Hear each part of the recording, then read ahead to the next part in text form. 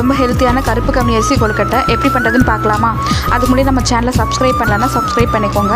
இதுக்கு வந்து நான் கருப்பு கவுனி அரிசி 2 டம்ளர், சாப்பாட்டு அரிசி வந்து 1 டம்ளர் எடுத்து நைட்டே நான் ஊற வச்சுக்கிட்டேன். வெறும் கருப்பு கவுனி மட்டும் ஆட் பண்ணி நீங்கள் செஞ்சீங்க அப்படின்னா ரொம்ப கசக்குங்க, குழந்தைங்களாம் சாப்பிட மாட்டாங்க. ஸோ அதனால் சாப்பாட்டு அரிசி 1 டம்ளர் சேர்த்து ஊற வச்சுக்கோங்க.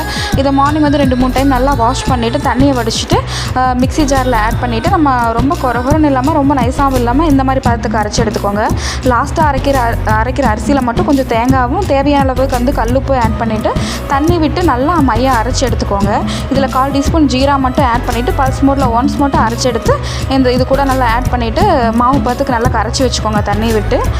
நம்ம தாளிக்கிறதுக்கு வந்து ஒரு கடாயை வச்சுட்டு அதில் நம்ம தேங்காய் எண்ணெய் ஊற்றிக்கலாம். தேங்காய் எண்ணெய் தாங்க டேஸ்ட் நல்லாயிருக்கும். ஸோ மஸ்ட்டு தேங்காய் எண்ணெய் யூஸ் பண்ணுங்கள். அதுக்கப்புறம் தாளிக்கிறதுக்கு கடலைப்பருப்பு, உளுந்தப்பருப்பு, கடுகு இது 3 ஆட் பண்ணிவிட்டு நல்லா பொரிஞ்சு வந்த பின்னாடி சின்ன வெங்காயம் ஆட் பண்ணிக்கோங்க. காரத்துக்கு தகுந்த மாதிரி இங்கே பச்சை மிளகாய் ஆட் பண்ணிக்கோங்க.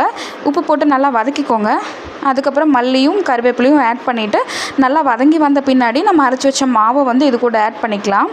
இது கூட ஆட் பண்ணிவிட்டு நல்லா வந்து வெந்து வரணுங்க. அது வரைக்கும் நல்லா வதக்கி விடுங்க.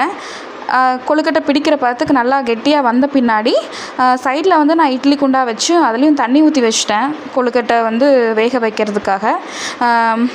இது நல்லா வந்து உருண்டை பிடிச்சிட்டு கொழுக்கட்டை பதத்துக்கு வந்து கொழுக்கட்டை பிடிச்சி வச்சுக்கோங்க.